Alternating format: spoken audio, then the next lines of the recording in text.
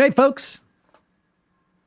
Today's sponsor of the show has made a positive impact on one of the most important people in my life. No, I'm not talking about my children or anybody around here. I am talking about my cat. That's why you got to try Smalls. It is time to make kibble a thing of the past. Smalls cat food is protein-packed, and it's got recipes that are made with preservative-free ingredients, ones that you'd find in your fridge, and it's delivered right to your door. That's why veterinarians.org rates Smalls 10 out of 10 for ingredient quality. Smalls started back in 2017 by a couple of guys who were home cooking cat food in small batches for their friends, and then a few short years later, they've served millions of meals, to cats across the U.S. My cat's been a little bit down, a little bit depressed because his brother left us recently, and his appetite was a little bit suffering, and he has been literally eating up Smalls. They ship it in really responsible packaging. You keep it in your freezer, you take it out, you defrost it, and my cat loves it.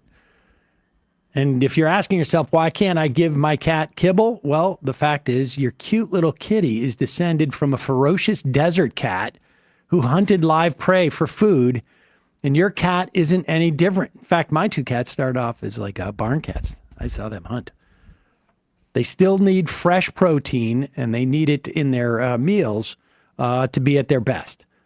Other cat food brands know this, but they choose to put their wallets first. They fill their food with byproducts, artificial flavoring, preservatives with names you don't even want to try and pronounce. If that sounds gross, imagine having to eat it every day.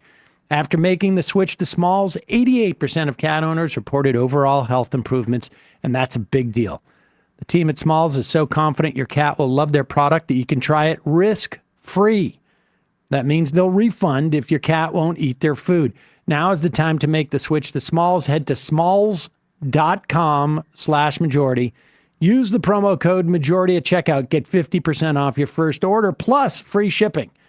That's the best offer you're going to find, but you have to use our code majority for 50% off your first order. One last time, that's promo code majority, 50% off your first order plus free shipping. That's smalls.com/majority. Link, of course, in the podcast and YouTube description. And now, speaking of which, time for the show. The Majority Report with Sam Seder. The destiny of America is always safer in the hands of the people than in the conference rooms of any elite. Sam Seder. They are unanimous in their hate for me, and I welcome their hatred. We must guard against the acquisition of unwarranted influence, whether sought or unsought, by the military-industrial complex. The Majority Report with Sam Seder. If I get the feeling you've been cheated.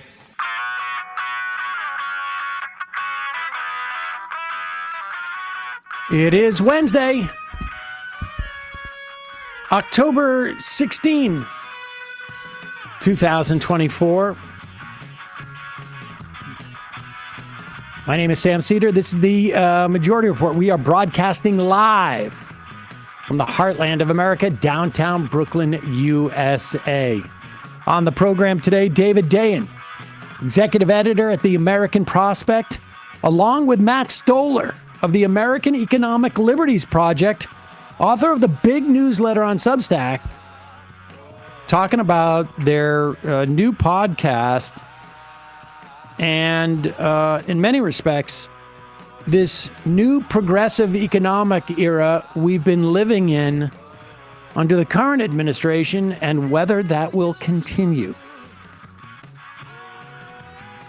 Speaking of which, 19 days until the presidential election. Harris now using the F word to describe Trump. Speaking of Trump, Trump craters in talking economic policy. Israel strikes a Lebanese town hall, killing its mayor and 5 others. U.S. threatens Israel with a weapons embargo if they don't start letting humanitarian aid reach Gazans. Keir Starmer threatens sanctions for Israeli leaders for the same reason. Acting Labor Secretary heads to Seattle as Boeing workers enter their second month of a strike. Or I should say, and this as union petitions under Biden have risen for the first time in over 50 years.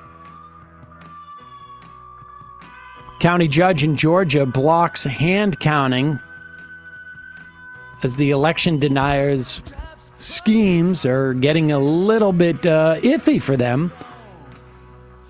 Elon Musk and Sheldon Adelson's wife dump over $200 million into Trump coffers. 100 people still missing in the wake of Hurricane Helene. Nebraska Supreme Court says people with felony convictions can vote. And Jerry Seinfeld has a change of heart. All this and more on today's Majority Report. Welcome to the program, ladies and gentlemen. Emma is off today. I will tell you, however, it is Hump Day. And so welcome. I just got an IM that distracted me. And somebody's saying, you guys are kind of blowing it with the whole UAP situation. And that's all it takes, really, to get me to be like, we are? What is the UAP situation? And they're like, the hearings are coming up on November 13th. I hope you guys do a little cramming on the subject. Please don't let Rogan or Tucker Carlson be the go-to guy for information on this. And I'm like, wait, well, are we missing the UAP? What is going on? And I realized it's unidentified aerial phenomena. Or is that what it is? Yeah. It's a fancier word for UFO. Yeah. I will tell you right now that they can take the lead on that. Yeah, I've seen this come around a few times. Go have fun. Yep. That's fine. Have fun pretending that the drones and other things that our military-industrial complex is testing out are aliens. No, I mean, I'm even open to the idea that, okay, it's aliens coming down and this and that. But you know what? Let me tell you who is not qualified to talk on the subject. Or let me also add, interested in talking on the subject, me. Now, if they come down and take over the planet, and we have an opportunity to push for single-payer health care with them, ceasefires, or even, I mean, really, it could be just a single provider. They may have the ability just to like touch you and heal you, right? Like I've seen that. Yeah. So there you go. You don't want to do an audible and do some unnamed aerial phenomenon programming today? Well, I just Duber just said you just covered UAP enough, so we did it. Honestly, somebody just said, watch out for their strikes. And I'm like, oh, wait, is this a big union hearing? What is this originally? And that's why I got distracted. Well, we're 19 days out from the election. I don't know that we are 19 days out from finding out who wins the election. That could be a much longer process. But I think if you want to look for polls that say your person is going to win, and I think just about everybody listening to this program wants Harris to win, or at the very least, Trump to lose. You can find those polls. If you want indications as to how they are campaigning now, that they feel they're in trouble, you can also find those. Harris was on, Charlemagne the God, the God. The God's fine. The program, the Breakfast Morning, what is it? Breakfast Club. Yep. And some have taken that as an indication that they're worried about black voters, particularly black men voters. And we heard Obama the other day, chastise them in a way that only Obama feels like he has a license to do. His respectability politics, it brought back actually not some great memories for me. Nevertheless, so you could make that as an indication. Harris is going on, I think, Fox News today. So if you want to see indication, people are interpreting that as like maybe they're worried. Who knows? I mean, Hillary went on the Breakfast Club. That's where she pulled the hot sauce out of her purse. But she went on the Breakfast Club in April. Oh, the primary, I see. Yeah. She went in the primary. Here's Sean Hannity, and this is like, what's interesting is his audience is not watching the Bloomberg, the Bloomberg presentation of the Economic Club of Chicago. Right? Like, I just don't think that they're like looking this stuff up. But Hannity is going to highlight this. And here's how he introduces it. So in one of his greatest all-time moments on the campaign trail, former President Donald Trump absolutely schooled Bloomberg's editor-in-chief today during a live appearance at the Economic Club of Chicago. Despite things getting, a little heated at times, Trump, frankly, masterfully navigated the situation, laid out what was a clear vision for American prosperity. Let's take a look. Okay. Now, this is he plays a tiny clip. I want to play one or two other clips to just give you a sense, like, if he's got to play this, if he's playing this, he's doing it because he's afraid that the other people are going to see other clips. Because, I mean, this is just bat crap crazy. Trump, and I understand that politicians speak out of their arse quite a bit, but this I thought was pretty impressive. The U.S. Justice Department is thinking about breaking up Alphabet, as Google likes to be known now. Should Google be broken up?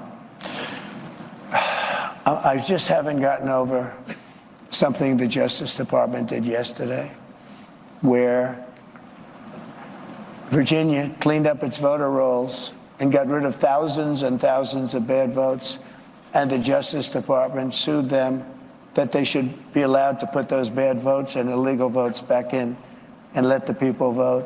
So I haven't gotten over that. A lot of people have seen that. They can't even believe it. The question is about Google, President Trump. Yeah, look, Google's got a lot of power. They're very bad to me, very, very bad to me. I mean, I can speak from that standpoint. They only have bad stories. In other words, if I have 20 good stories and 20 bad stories, and everyone's entitled to that, you'll only see the 20 bad stories. And I called the head of Google the other day, and I said, I'm getting a lot of good stories lately, but you don't find them in Google. I think it's a whole rigged deal. I think Google's rigged just like our government is rigged all over the place. So you would break them up, in other words? I'd do something, but you have to have... I can speak from the standpoint of what they've done to me personally. I mean, honestly, like, this is a big deal. It's a big deal what we're doing with Google, and it's a big, it seems like it's a big issue, and you're going in to talk to the Bloomberg News. I mean, you would imagine that maybe this might come up, but he doesn't seem to like. I don't need to prepare for anything. That's all I need to do. You need to prepare. You need to prepare. Google? Well, I mean, this is like, I feel like I could ask my 11-year-old son, like, what should we do with Google? And he'd be like, Google's dumb. Do you want to at least hint that you're aware of the broader concerns about Google, as opposed to like how many, Trump did something good stories end up on the front page? Amazing.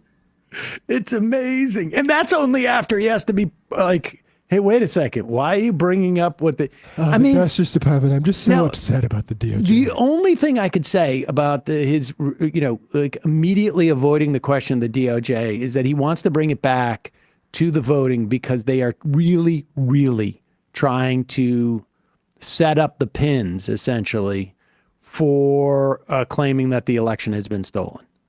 And so, there could be some method to his madness. He clearly doesn't have any awareness of this case whatsoever. But it's reminiscent of Ted Cruz last night with Colin Allred. Every answer he tied back to the invasion of illegals coming. Yeah, we'll get to that in a bit as well. In a moment, speaking of breaking up Google, David Dayen and Matt Stoller will be here. They've got a new project that they're working together. It's sort of like it's like a super group in a way to have these two guys together talking about it's. Well, I was thinking like Bloomfield, Sills, and God, no. This is a different thing. These guys got together and did. Forget it.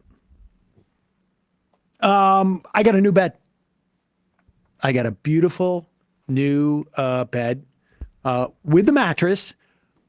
It is it's a sort of like a modern but Scandinavian design wood frame. It's the first time I've ever gotten like any type of headboard, and it's awesome. And it was shipped to me. It was a breeze. I got it from Article. Article believes in delightful design for every home, and thanks to their online-only model, they have some very delightful prices, too. I'm not saying I'm cheap, but it's really the first time I was like, I can do this. Their curated assortment of mid-century modern, coastal, industrial, and Scandi, which I guess is Scandinavian. That's sort of what that's the kind of stuff I like. And boho designs make furniture shopping simple. Article's got a team of designers. They're all about finding the perfect balance between style, quality, and price. They're dedicated to thoughtful craftsmanship that stands the test of time and looks good doing it. Article offers fast, affordable shipping across the U.S. and Canada. Plus, they won't leave you waiting around. You pick the delivery time. They'll send you updates every step of the way. They really did a great job in terms of the delivery. I mean, I love the bed. That's the thing I really like. But I've had some nightmares getting stuff delivered to your building. Article's knowledgeable customer care team is there when you need them to make sure your experience is smooth and stress-free. Article is offering you $50 off your first purchase of $100 or more. You want to claim this? Visit article.com/majority. The discount will be automatically applied at checkout. That's article.com/majority. $50 off your first purchase of $100 or more. Really beautiful furniture and extremely reasonable as far as these goes. Check it out. We'll put the link in the podcast and YouTube descriptions. Also, it's getting chilly. Matt and I were just saying it's getting cold. Perfect time for savory fall foods. But if you are like me, which is extremely busy, or if you're like Matt, who doesn't like to spend any time cooking, correct? That's where Factor comes in. Their chefs do the shopping and the chopping. They bring you fresh, never frozen, fully cooked meals right to your doorstep. All you got to do is heat them up and eat it. All their meals are dietitian approved, so you know you're getting the nutrition you need along with the fall flavors you crave. Super easy. It has made me understand why people have had microwaves for the past 50 years when I never had one. 2 minutes. My most recent stuff that we had was like a Peruvian shrimp dish with cauliflower. It wasn't like cauliflower rice. It was like cauliflower grits. And there was one with a chimichurri with shrimp and honey mustard chicken, because Saul's a chicken guy. I want to thank Factor for supporting the Majority Report this fall. You got a lot going on outside the kitchen. Keep your plans and turn to Factor. They deliver fresh, nutritious, chef-prepared meals ready to eat in just 2 minutes. Head to factormeals.com/majority50 and use the code majority50, that's majority50, to get 50% off your first box plus 20% off your next month. You can treat your body right. You can treat your schedule right. They're fresh, never frozen, chef-crafted meals. Make it easy for you to get the nutrition you need ready in just 2 minutes in the microwave.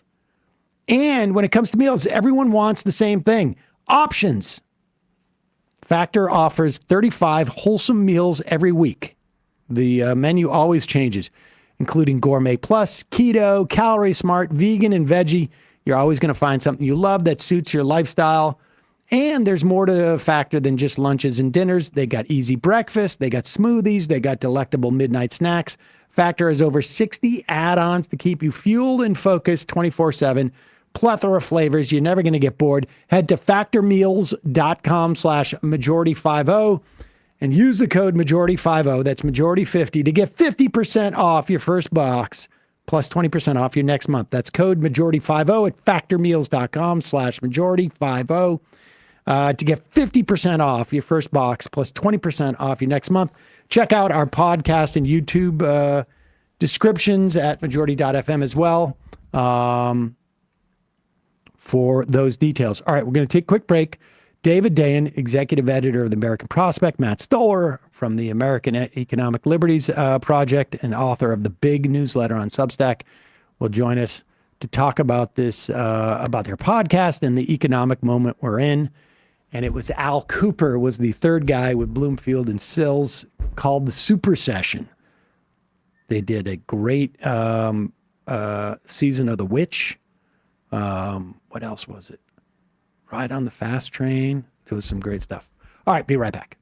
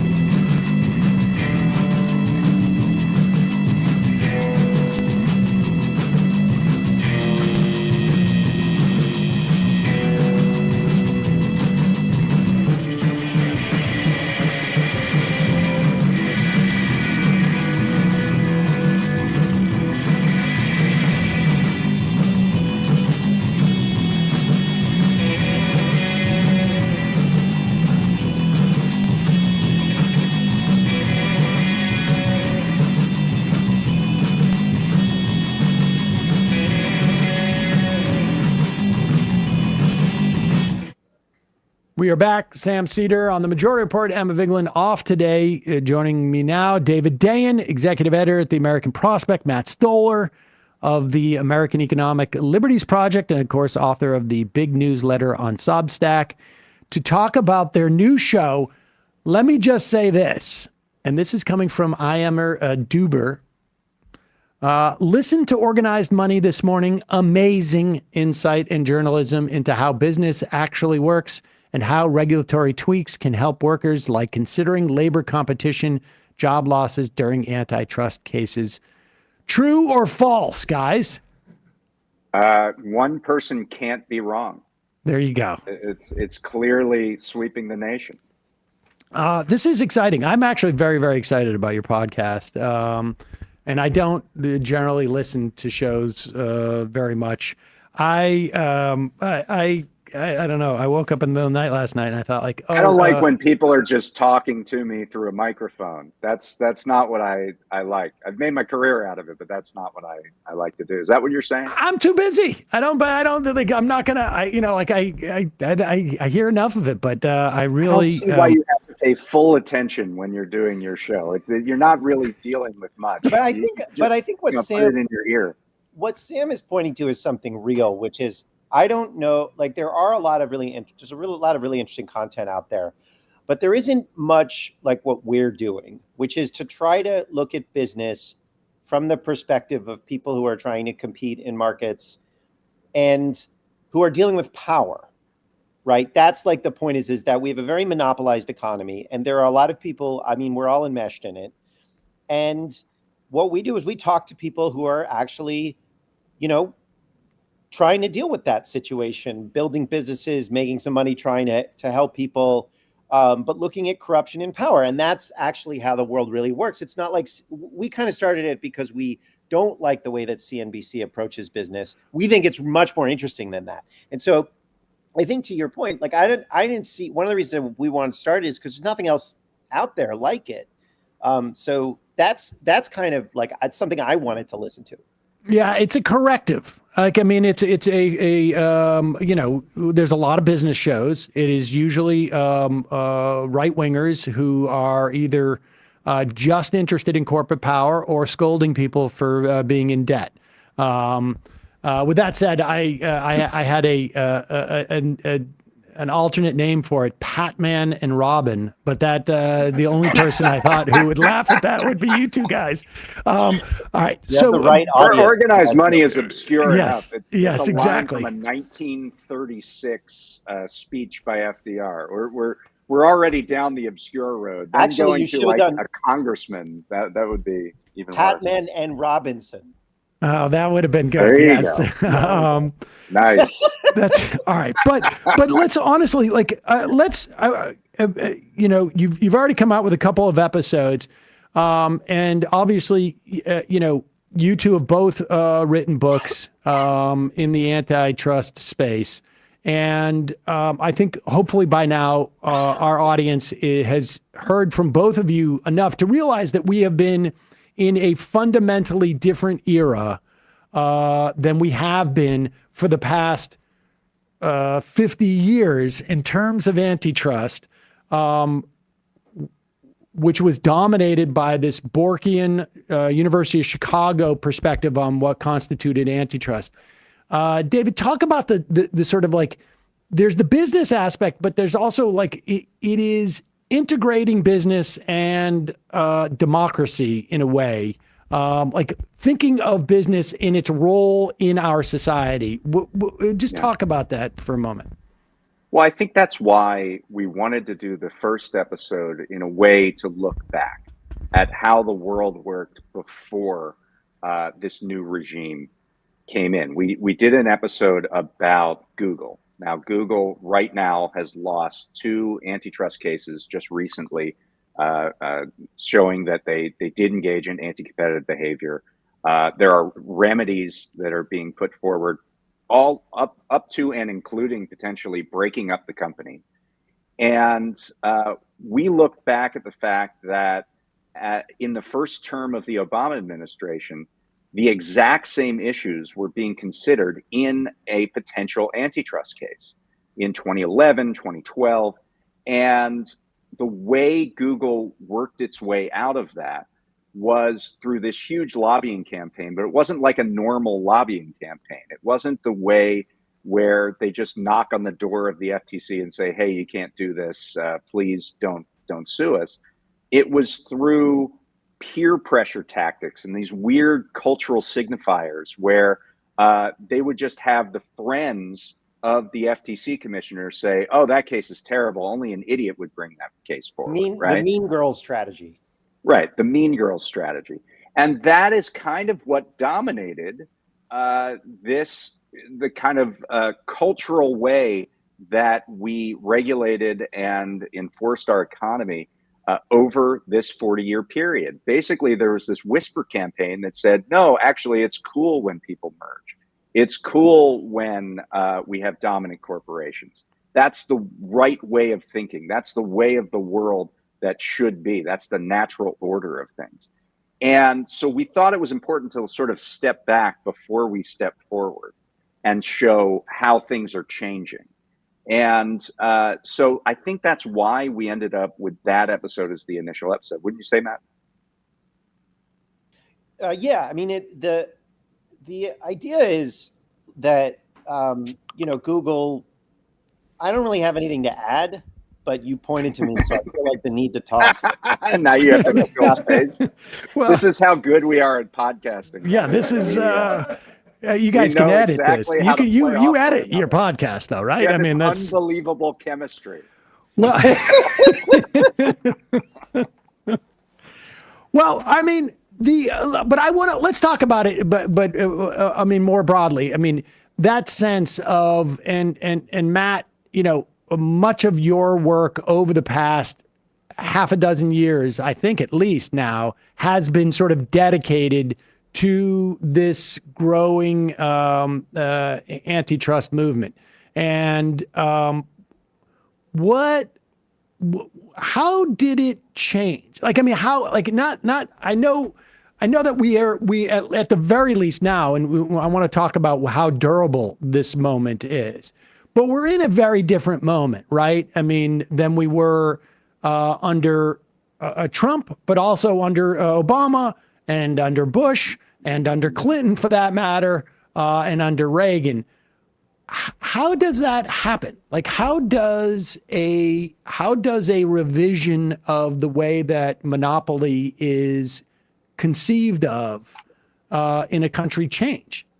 Well, that's a really interesting question. And I think the answer is that there is a revolt within business, right? So traditionally, like since the 1970s, the left, the liberals have kind of said, we're kind of for consumers and workers and not business, right? But actually, if you look at, and that was new in the 70s. It used to be that we're for labor and business against monopolies and finance. That was the traditional coalition. And so what happens when you say, I'm against business, I'm for consumers and workers, is every small business in the country says, well, screw you, I'm going to be a Republican, right? Which is not how it used to be.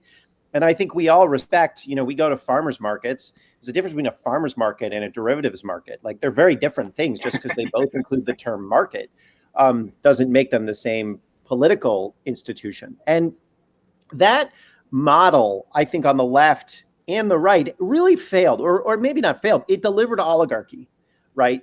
And that is, I think, what we're living in. We're living in a kind of more consolidated oligarchical system.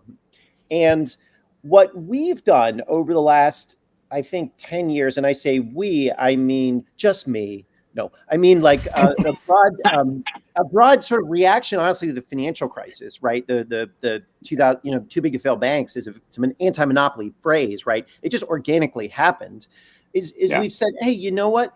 This whole model of thinking about, being pro-consumer and worker and anti-business doesn't make any sense. Like, what business person is pro too big to fail bank? It's not a good framework. So we started making an argument that, look, the way we do business it's not pro or anti-business. It's just that the way we do business is in part the way we do justice.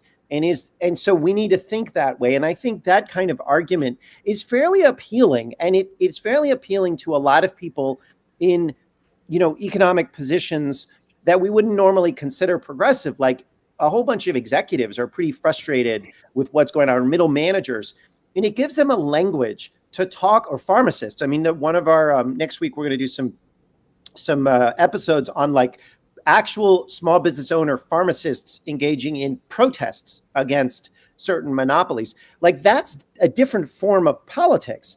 And I think that the financial crisis and then Trump coming in and really shaking things up, it really sort of indicated to the establishment, look, this whole old framework doesn't make any sense. And I think some of the newer voices, and this would be people like Lena Khan and Jonathan Cantor and Elizabeth Warren, and some people on the right too, have really kind of illustrated, wait a second, there's a different way to think about political power.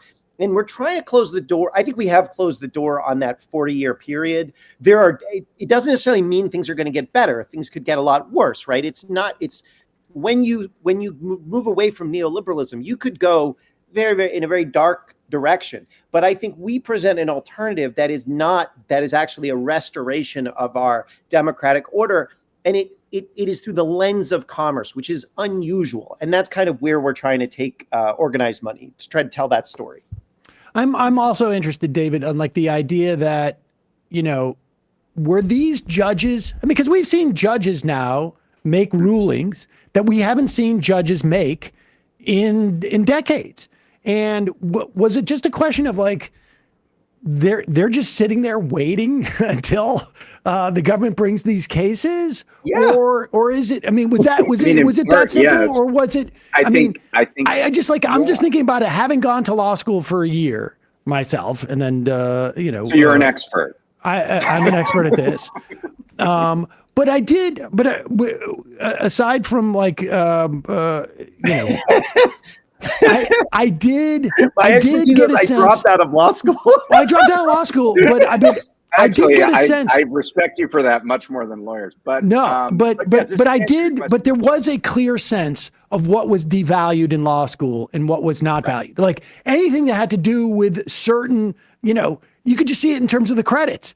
If you wanted to take, something that was not like sort of like as, and granted, it was at BU, and which I didn't realize at the time was probably one of the most retrograde of these places. But anything that was outside of what the legal principles were at that time, you'd get less of a credit, and then you wouldn't take that, and you were schooled in an ideology without even being realized, without even realizing it. And so I wonder, what were these judges doing when there was no cases coming to them? Like, how did that flame stay alive in them through that era? I mean, I do think it's true that there was a long period where judges just never heard these arguments. They were never forced to think about them in any real way. And what you did have were things like the law and economics seminars where they would get indoctrinated in sort of the one way of thinking about these things around whether it's a consumer welfare standard or just a hands-off attitude generally towards mergers. That's what judges sort of were born and raised on. And so, yeah, there's a lot of weird rhetoric around this kind of scoreboard politics that goes on. Like, hey, Lena Khan lost 2 cases, so obviously the way that she thinks is completely wrong. This just kind of scoreboard watching. But, actually being willing to put forward those arguments, to force judges to reckon with them, actually pays dividends whether they lose in the beginning or not. And I think we've seen that throughout the evolution here where, as it turns out, FTC and DOJ has ended up now winning some cases. Yeah, go ahead, Matt. Well, and also judges live in the real world too, right? I mean, if you're a judge and you use Google, right? And you're going to be like, oh, it's not a monopoly, right? What kind of person's going to say that? So, judges saw the financial crisis. The judges are people. Right. And so in 2005, there are certainly judges who were saying, oh, law and economics is super cool and business is cool, and I don't want to do anything to disrupt that, who've changed their mind.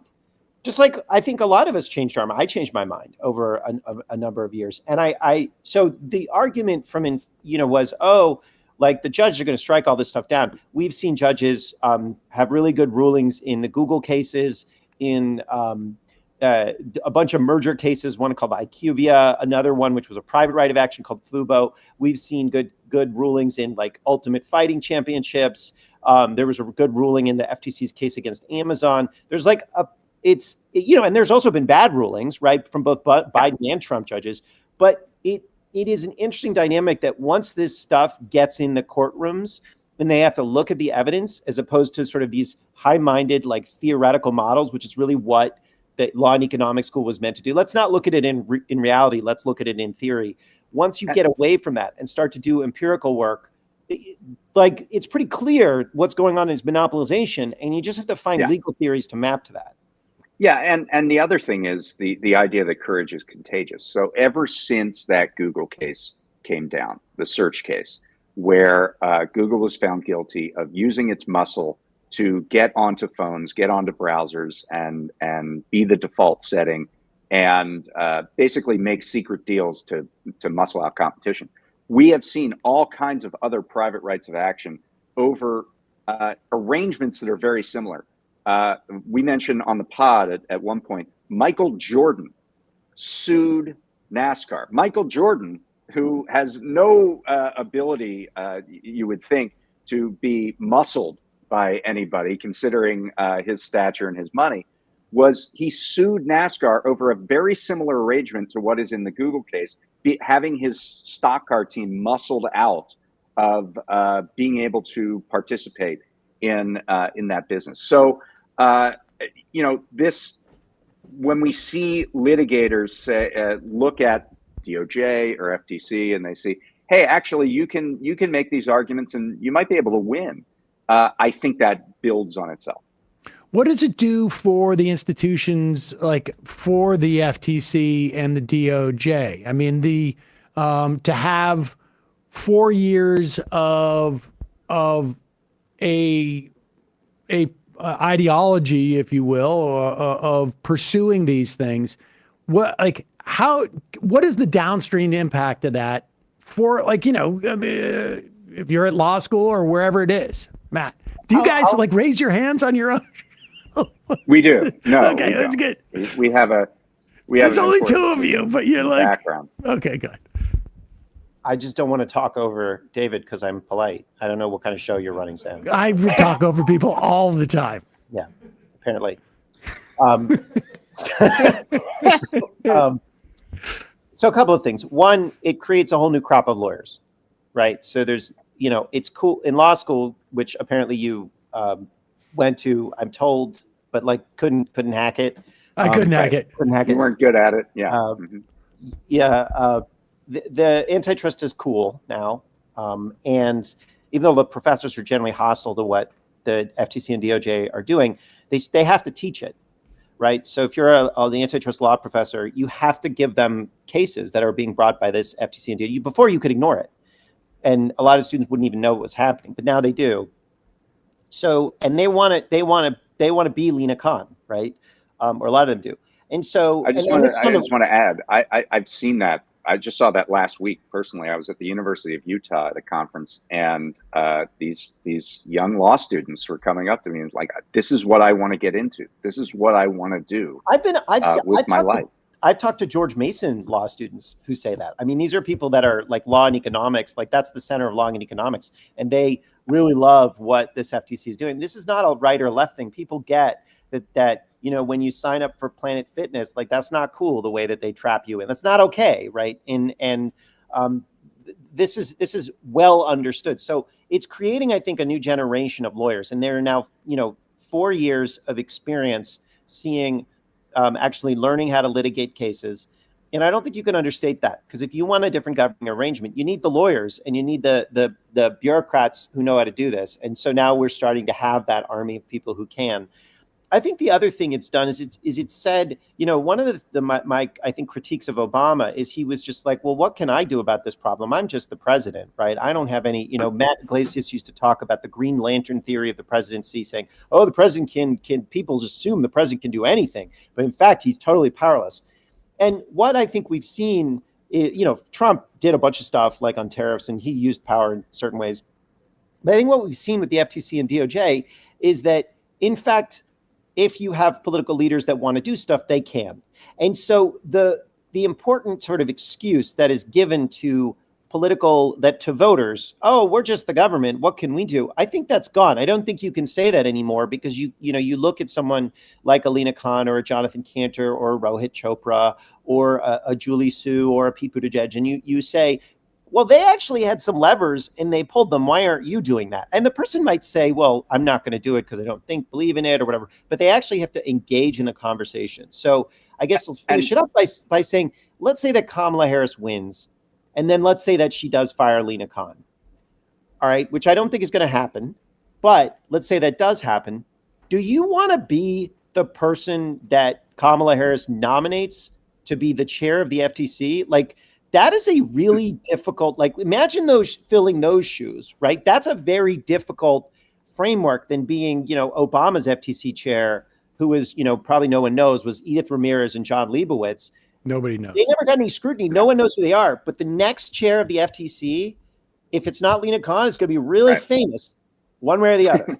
Well, I mean, go ahead, David. I just want to follow up on that briefly, because we actually have an upcoming episode that speaks to this. There is a political language now around these issues that candidates are starting to learn. We, in an episode we're going to run in a couple of weeks, talk to 3 candidates for Congress, and not necessarily the most liberal candidates for this, the people in swing seats, basically.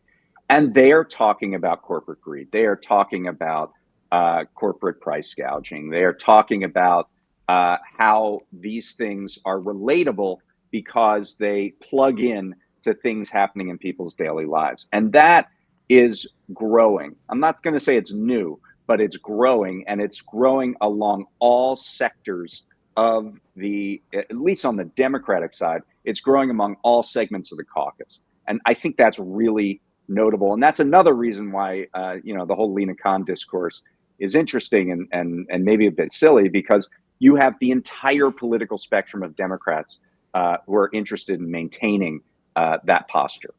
Well, I mean, I think the idea, I do think that the ability of the executive to do things is expanded by the discourse, which provides I don't want to say Overton window, but I think honestly, the work that you guys did and others to increase the imagination, I guess, from what was a dormant sort of vision of what antitrust could do, is what sets stuff like that up. I mean, there's no way we get this era of antitrust without sort of the runway that was created before there was power, right? I mean, I know, Matt, you spent a lot of time thinking about this. Yeah, since we go back to the mid 2000s, let me talk about that for a second. One of the things that I look at the blogosphere of the early 2000s, back in the day, come sit by the fire and I'll tell you about a world before. That's all this show is me talking to people who are 20 years younger than me about what we all did back when it was dial up. Right. Pemmican and hardtack. Cat food commission. All we could eat. When we started the blogs, right, and we were kind of anti-Bush, right? That was the vibe. And then Obama won, and Democrats took big majorities. And we really had no intellectual infrastructure. We didn't have any ideas about what we wanted to do. It was just, get the Republicans out and get more and better Democrats in office. And it turns out when you have no vision, it's very easy for the existing status quo incumbents. It's almost inevitable that they will just do what they do, right? Which is exactly what, it just like the bankers just took over everything. Who was it that said on the show, a plan is better than no plan, or something to that? Tim Geithner said that, yeah. But I think and I think a lot of the we need to have more organizing, which is really just marketing. They're really all of those debates in the mid 2000s were just about what way to market, right? How do we do sales? And we built it up into this big ideological debate, but it was really just what kind of marketing tactics should we use? And then Obama campaign just was all right, fine, we'll use your marketing tactics. And they did.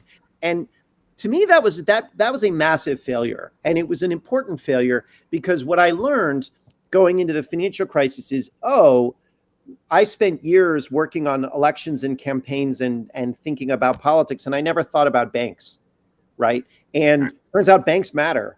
And turns out corporations matter. Turns out business matters. And we hadn't thought at all about that. And so part of what happened, I think, is Dave was very important in building this argument, but a whole bunch of people were important in building this argument. Some of the net neutrality people, it was just kind of saying, hey, you know what? We should probably have a vision of what kind of society we want to live in. That's not just what kind of marketing tactics campaigns should use. And I think that's where, and we started to build that coming out of the, during and out of the financial crisis. And that's where this came from, right? That was part of one of the places it came from. And I think what's so interesting is that if you look today at the Harris campaign, they're certainly, looking to past tactics and using all of these sort of marketing ideas. But when Harris wants to talk about her record, when she actually wants to mention tangible things that the Biden-Harris administration did, almost to a man, every single one comes from Lena Khan's shop or Rohit Chopra's shop. She'll say, we abolish medical debt on credit reports. She'll say, we're going to go after price gouging. We're going to go after algorithmic price fixing in the rental markets. Even today, we're going to do a click to cancel rule, which is what Matt was talking about. The FTC finalized this today. That says for a subscription, like maybe a subscription in the Majority Report, it's got to be as easy to get out of it as it is to get into it. We send notices every time we bill. Incidentally, I just want to let you know. I had no doubts. So the point is that it's almost reversed. That this architecture, if you go back to the 2000s, the sort of movement had a bunch of ideas about organizing and no ideas about governing, and now the ideas about governing are there, and when the political establishment needs to prove that their time in office matters, they use our ideas about successes in government. And Matt, you touched on this, but I think it really can't be overstated how nuts it is, or how unique it is that the most well-known person in that administration, in the Biden administration, I really think, I think, Blinken has done a good job of making himself infamous, but the idea that people know who the FTC chair is, that there is that people know who Lena Khan is like every day I'm sort of shocked by it. And how poorly the people who want her gone played this. How do you explain that dynamic? Matt, talk about that, the Arizona thing. First of all, so thank you, Reid Hoffman, for the marketing push for Lena Khan. Honestly, yes, wow. So I want to offer a slight corrective, because I think activists and people who pay attention to politics know who Lena Khan is. But I'd say if you did a poll, and I've seen polls, the cabinet members have high name ID. Lena Khan doesn't, right? Like 5% of the public knows who she is, maybe 10%. Do you think even 5 or 10? I don't know if it's 5 or 10%, even that's that much. Polls but like 40% of people have heard the name Pete Buttigieg. So let's not overstate how well known. Former presidential campaign too. But go ahead. Yeah, right. I just want to make it clear, she is not a household name. But okay, so this is really interesting. I talked to Chris Mays, who's the Attorney General of Arizona, and she's awesome. She did a press conference, and she's brought a suit against this software company and consulting company called RealPage, which works with landlords to raise rent prices. So it's price fixing for rent. Like basically the rent is too damn high conspiracy. And she brought a case. So did the DOJ, and so did a bunch of states. But she brought one individually, and she did a press conference. And apparently the press conference went viral. People were putting it up on TikTok. And now when organizers go to knock on doors in Arizona, sometimes, these are like Kamala Harris organizers or Ruben Gallego organizers, because Mays is not on the ballot, the voters will say, hey, are you with Chris Mays? I like her. I heard about that RealPage thing.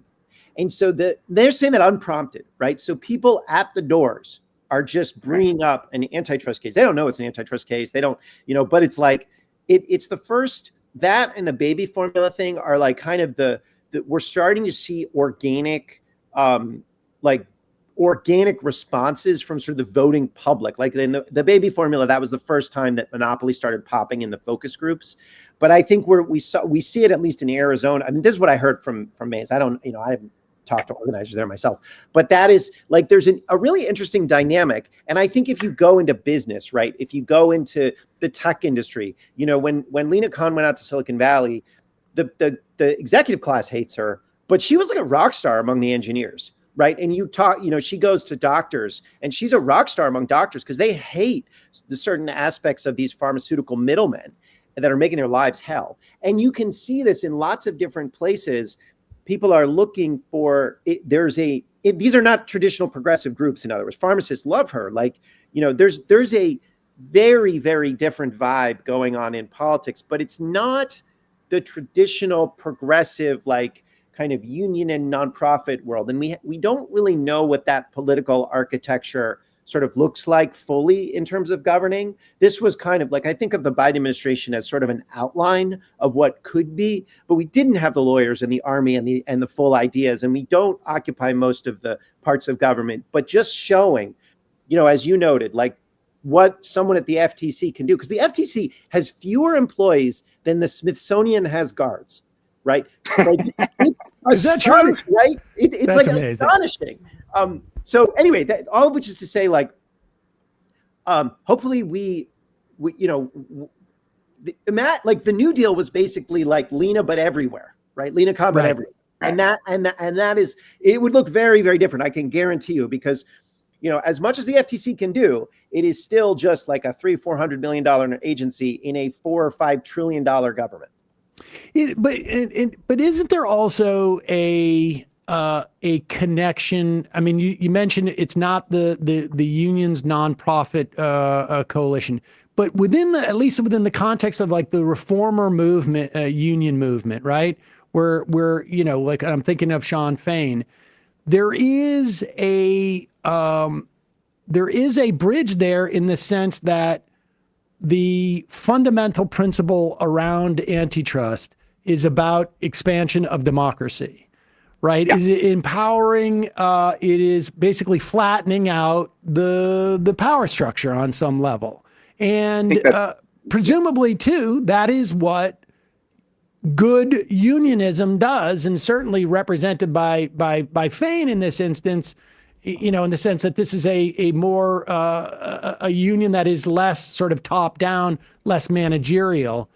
That's the way you expand, right? To get more Lena Khans around. Well, I think that's certainly true. I think there are complications to it, but I think let's talk about where that's true. I mean, our second episode, and let's not be idiots, organizemoney.fm. You'll get every episode.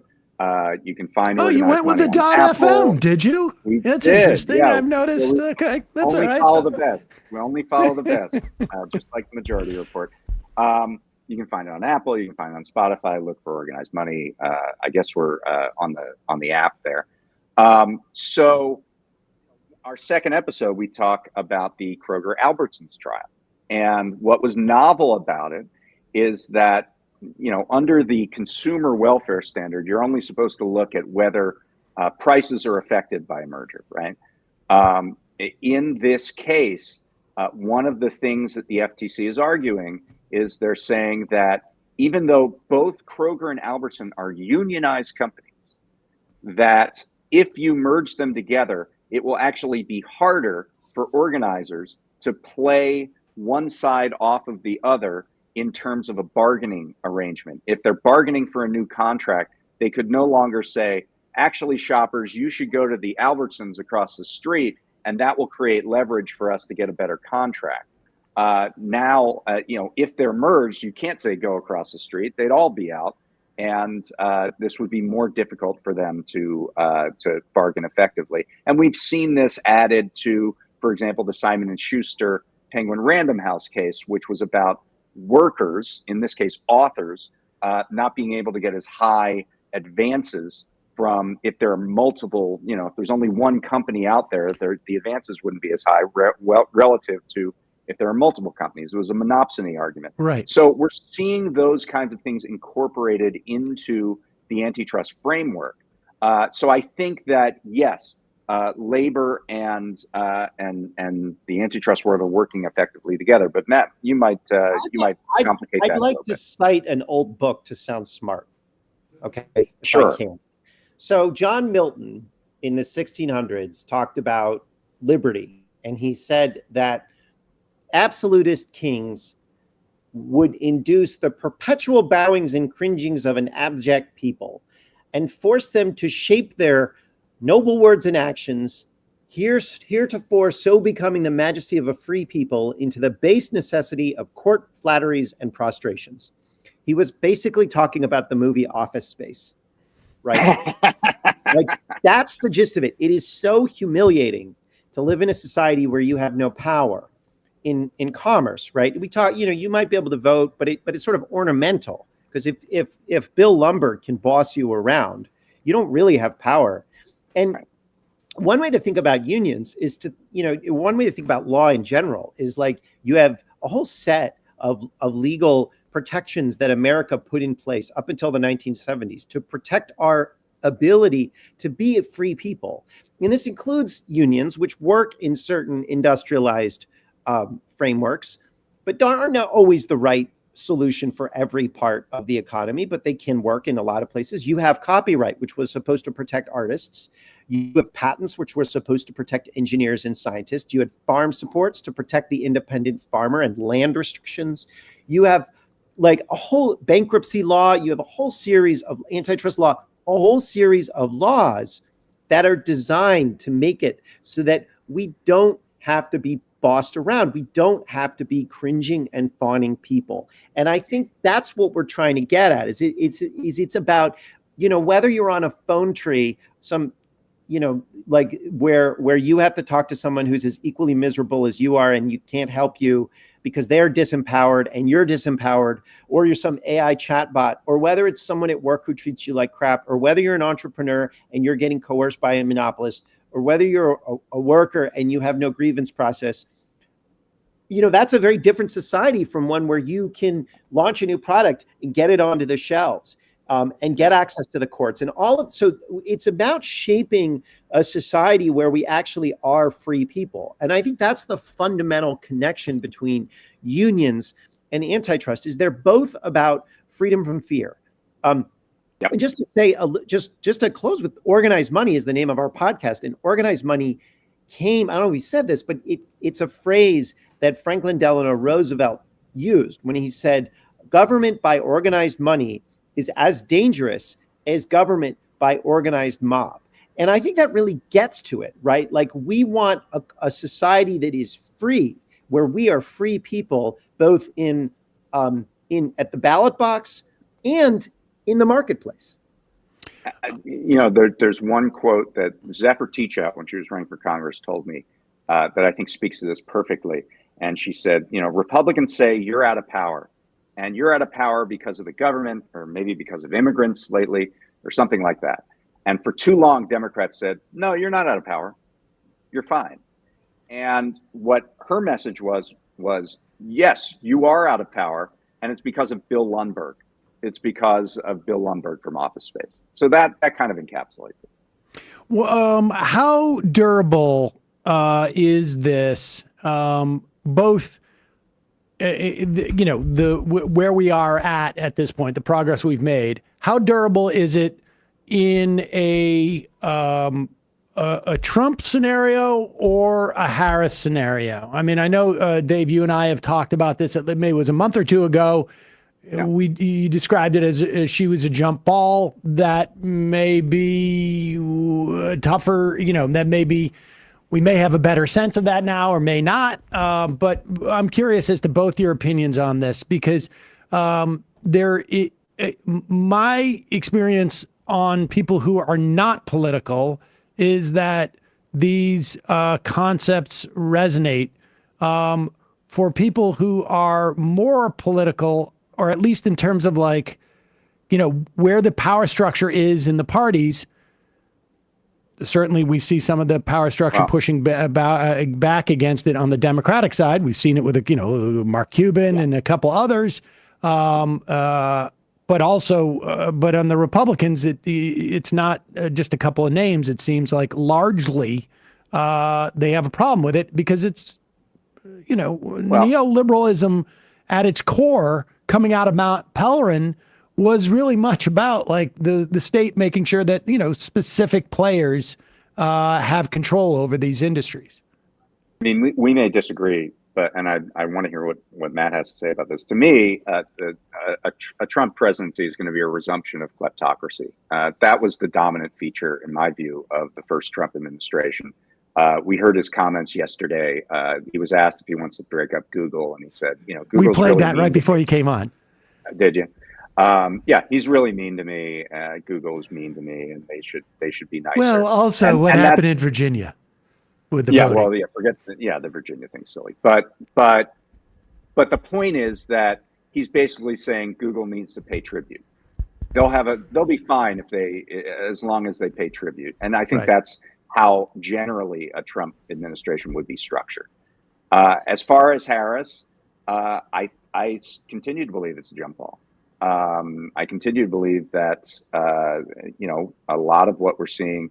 I don't know that her core beliefs are very well formed, and she sort of takes advice, and the last person she hears from, she pays attention to, and that's where she goes. And I think everything's up in the air in that scenario. What do you think, now? So I am. I would look at like ranges, right? Because we don't know what's going to happen. So Trump could be a kleptocracy. I think that's the optimistic scenario. That's the optimistic one. Okay. Yeah, we just taped the podcast that's going to be out in a couple of weeks with Ken Klippenstein, right? Where the Trump campaign actually had him banned from Twitter, but also a bunch of big tech platforms. And so you have Trump, yesterday talked about Google, saying Google's too mean to me. They need to be nicer. And I'm not sure I want to break them up, but they got to be nicer to me. I called the CEO of Google about this. And then you have his campaign actually censoring not just Ken, but anybody that linked to his site over him putting up some basically public information about JD Vance. So that's really disturbing and indicates to me there is a, authoritarian possibility that's somebody who's explicit about wanting to control, choke points in communications for overt political purposes is dangerous in a way that I don't think we've seen before. Fortunately, these titans of corporate power are so bold and brave that they would never kowtow to someone like that. You say that, and they're not, obviously, but there is enough, I think. Ultimately Ken Klippenstein was let back on Twitter because Elon Musk was embarrassed because he had talked about how he's a free speech advocate. So there was a lot of argument. You call it bad faith if you want, but the right did embrace free speech. I think there was a lot of bad faith there, but they do sort of hold themselves out as that. So hopefully that has some resonance. But Trump is not at all kind of a free speech guy. So that to me is really scary. I think there are, it is possible that they do some good things here and there. I'm not ruling that out. JD Vance's track record in Congress has some, regulating railroads and some Wall Street stuff, and so I'm not ruling it out. But I don't think we're looking at a revival of genuine economic populism under Trump. In terms of Harris, I'm not much more pessimistic than Dave because I was listening to her last night on her interview with Charlamagne the God. I'm sorry, you're not, or you are? I'm more pessimistic. Okay. Yeah, he's definitely more. I listened to her, and she was talking about how, access to capital for small business is really important, and said that they've worked with banks and large tech companies to facilitate that. And I don't think that, while I don't think she has strong views on what to do about the economy, because I don't think she's ever thought about it, she has very strong instincts about who to listen to. And those are not, those are monopolists, right? And rich people. I think the most Tony West and Dunn and someone told the New York Times, someone from Kamala's world told the New York Times in a profile of Kamala's close friendship with Laurene Powell Jobs, the billionaire widow of Steve Jobs, who is very angry at all of the anti-big tech talk, that one of the things they bonded over is their shared celebrity dermatologist, right? And I'm looking at that and I'm like, this is not someone who has populist instincts, right? And I think Kamala's also she's going to be a very weak president because she wasn't chosen in a credible process. And she doesn't really know what to do. And I think that you have a lot of members of Congress, moderates and progressive, who have come out and said, we don't like the donors that are telling you to fire Lena Khan. We support what Lena Khan is doing. So this is why, by the way, this is where we reconcile this. I mean, this is why I think it's going to be a jump ball, because there are cross pressures that are going to be on Harris. And they're coming not just from, voices in the wilderness, but actually from within the coalition. Yeah. And so Obama was a very strong president. He had things he wanted to do that were largely bad, and he did them. And I think this is why progressives kind of don't understand what he was doing. They still think, oh, he wasn't strategic and he wasn't bold enough. It's like, no, he was very bold. He organized an oligarchy and he did it aggressively and he was successful at it. I don't think and he was strong in part because he had such an electoral mandate, and he had people around him who were so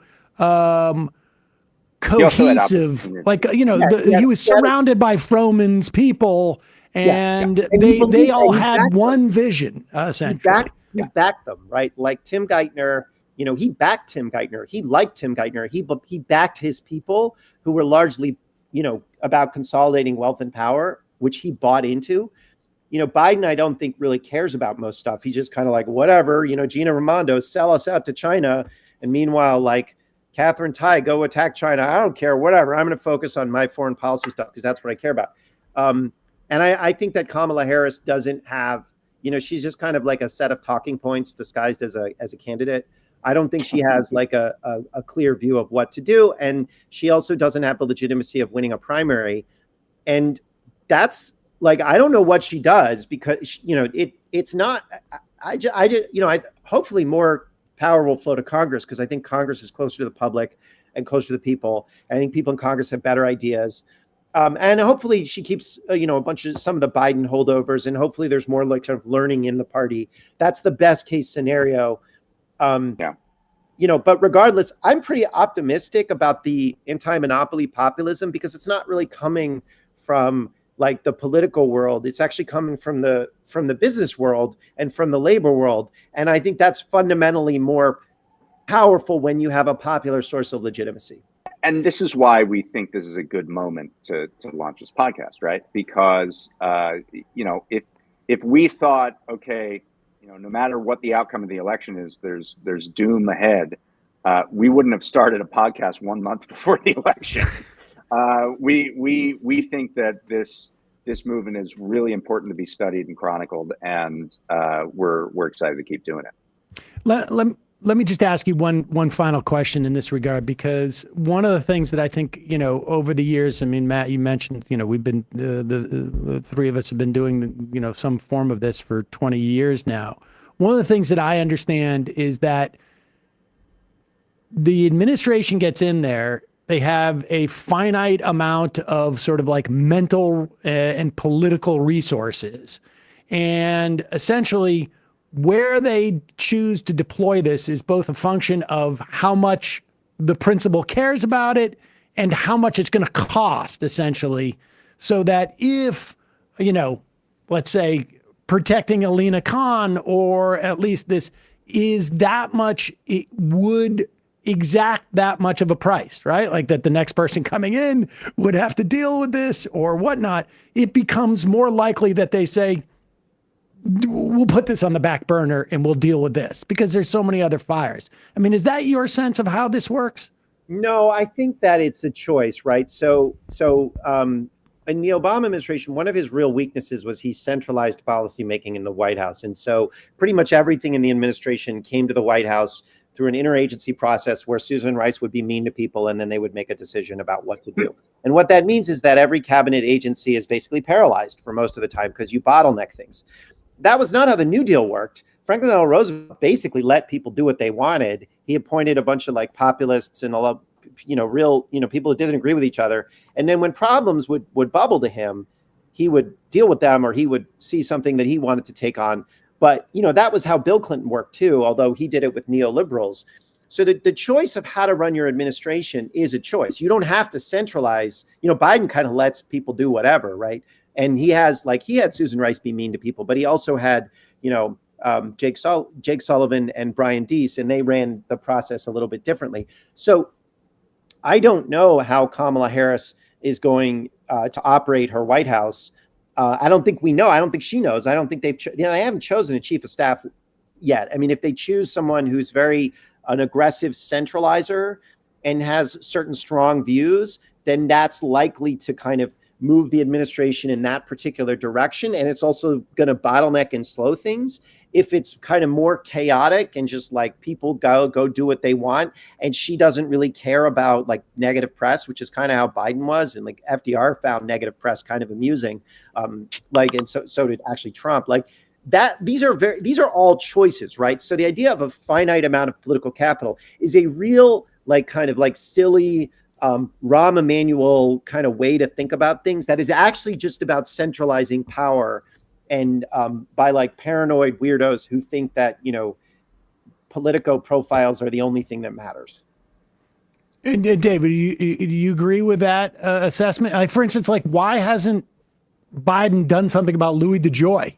I mean, is it just like it's just not the post office, right? Yeah. Just well, you've been, how long you been working with him? You don't know that?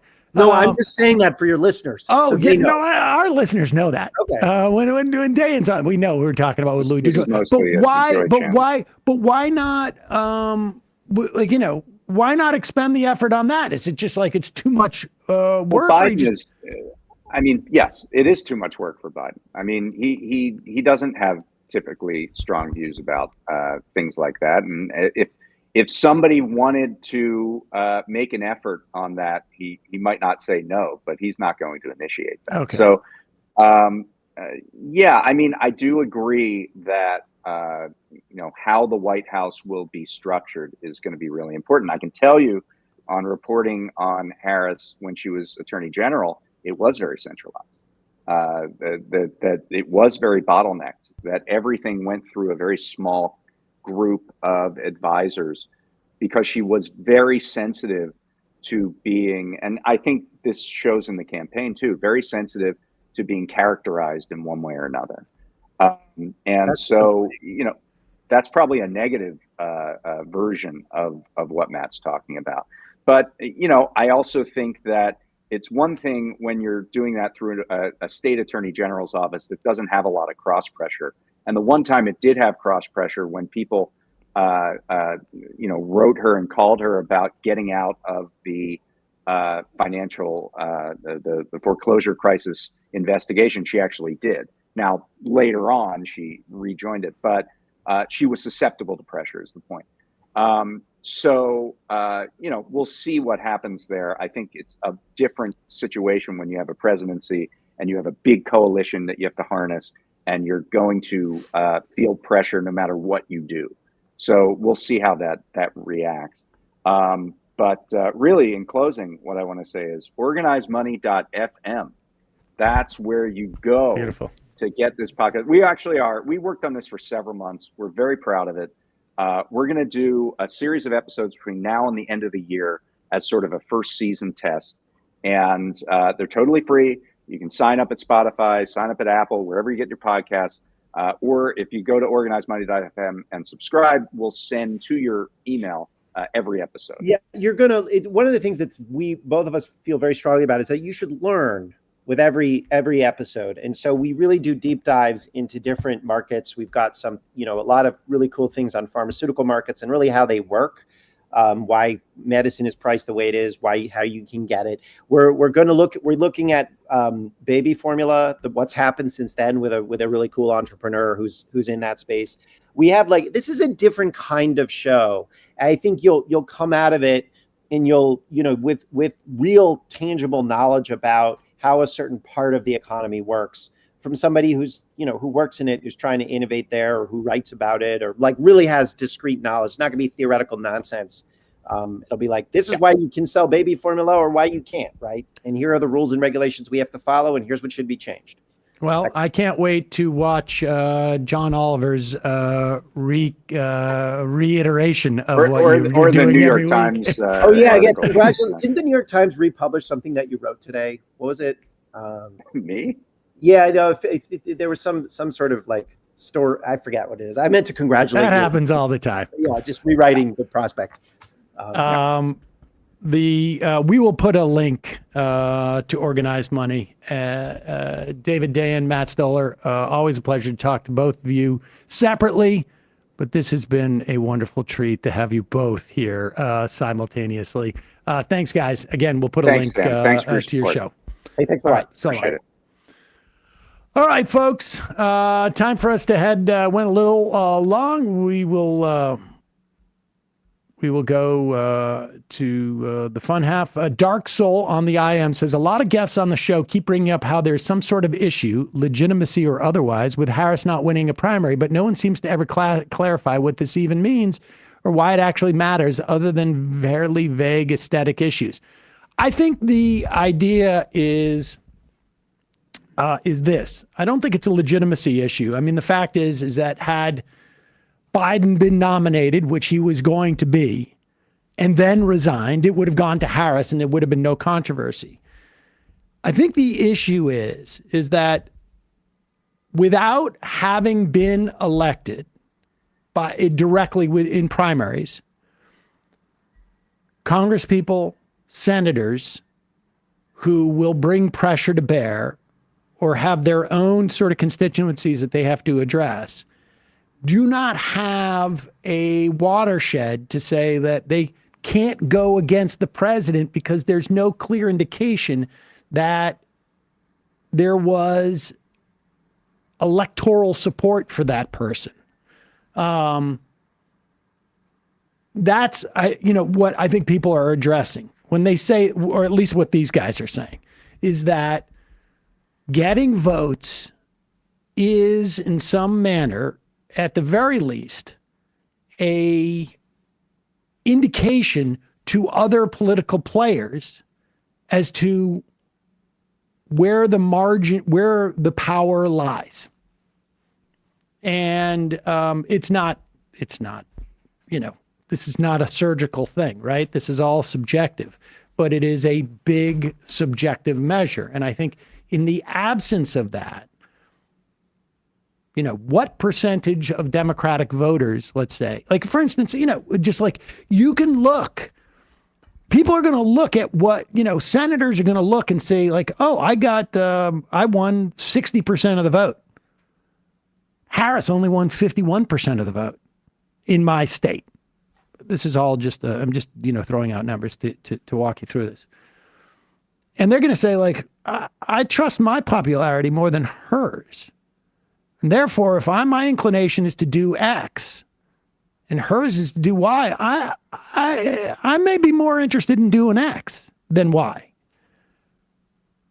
I know that I got 75% of the Democratic primary vote. I don't know how many Democrats are with her. If only 51%, I've got the strength here. That, I think, is what Stoller was referring to in this instance.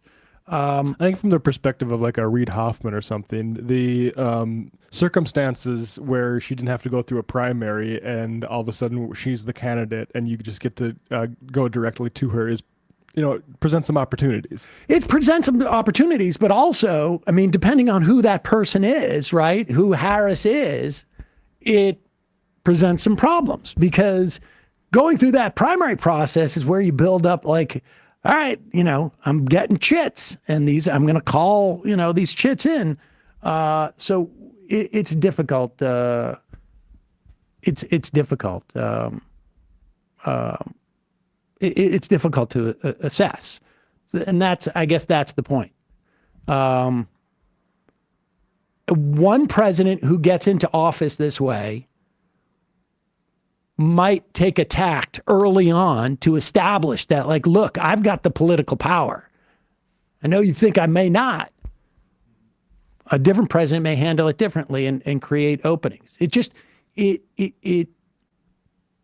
It presents the opportunity for other political power to exert itself without necessarily having the fear of the electorate in the same way.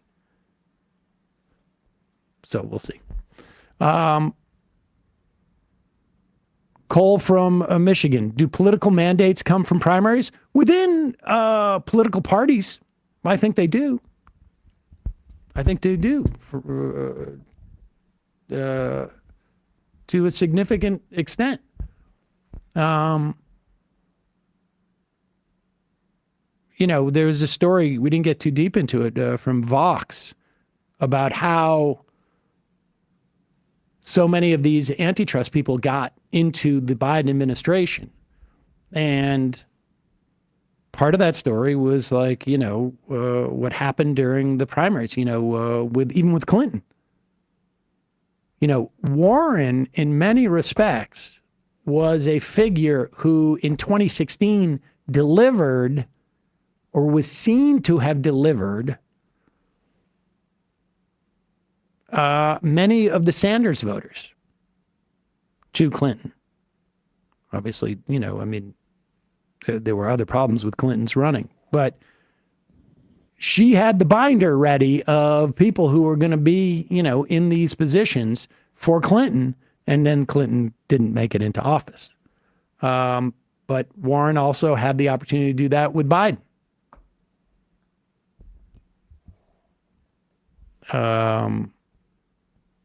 And I would say like these changes aren't happening because of any election outcome, but more broader economic trends and say running out of runway for neoliberalism and austerity. And like, I don't think they learned a lesson from 2016 or, I don't know if there's a lesson to be learned as much as it is like, you go to the power that you need at any given point. And post-financial crisis. Yes. And more often than not, there's more than one option as to where you're going to find that power. It's just a question of like, what's it going to cost me? How invested am I in what I have to give up? Folks, just a reminder, it's your support that makes this show possible. You can become a member at jointhemajority.report.com. Also, don't forget Just Coffee, fair trade coffee, and hot chocolate. Use the coupon code majority, get 10% off. Oh, and I also want to say this. If you ever have a problem with your membership or something like that, particularly if it's an immediate membership issue, you can always email help@fans.fm. help@fans.fm. Sometimes if you're a legacy member, sometimes like the cancel button doesn't work or something like that on the app, help@fans.fm. ESPN on break this week, but next week they're going to be doing an NBA. Well, I guess it's not really a preview. It's an assessment and preview. Tip off, I guess maybe. Tip off. Say, I'll be there for that. Talking about the Timberwolves. Will probably also talk about the Knicks and some other stuff. So check that out. Matt, what's happening on Left Reckoning? Last night on Left Reckoning, we had Alex Salmon on to talk about all the crypto money that's sloshing around politics, which is disgusting because it's unlike fossil fuels. It's an industry that doesn't do anything. And then we also covered the Colin Allred, Ted Cruz debate in full. So check that out. Our stream is up, and we'll also be talking about that in the post or fun half here. So check that out. Patreon.com/Left Reckoning. Quick break. Fun half. You can IM the show if you've got the app. The app is free, majorityapp.com, and you're a member. You log in there as a member, and you can IM the show. And we will probably take a phone call or two or five, somewhere in between there. See you in the fun half. 3 months from now, 6 months from now, 9 months from now. And I don't think it's going to be the same as it looks like in 6 months from now. And I don't know if it's necessarily going to be better 6 months from now than it is 3 months from now. But I think around 18 months out, we're going to look back and go like, wow. What? What is that going on? It's nuts. Wait a second. Hold on for a second. The Majority Report. Emma, welcome to the program. Hey. Matt. What is up, everyone? Nomi Key. You did it. Let's go, Brandon. Let's go, Brandon. Bradley, you want to say hello? Sorry to disappoint everyone. I'm just a random guy. It's all the boys today. Fundamentally false. No, I'm sorry. Women's... Stop talking for a second and let me finish. Where is this coming from, dude? But dude, you want to smoke this 7A? Yes. Hi, me? This is? Yes. Is this me? Is it me? It is you. Is this me? Hello, is this me? I think it is you. Who is you? No sound. Every single freaking day. What's on your mind? Sports. We can discuss free markets and we can discuss capitalism. I'm gonna go Stoller. Libertarians. They're so stupid, though. Common sense says, of course. Gobbledygook. We fucking nailed him. So what's 79 plus 21? Challenge Mac. I'm positively quivering. I believe 96, I want to say. 857-210-35. 501. 1/2. 3/8. 9/11, for instance. $3,400. $1,900. 654.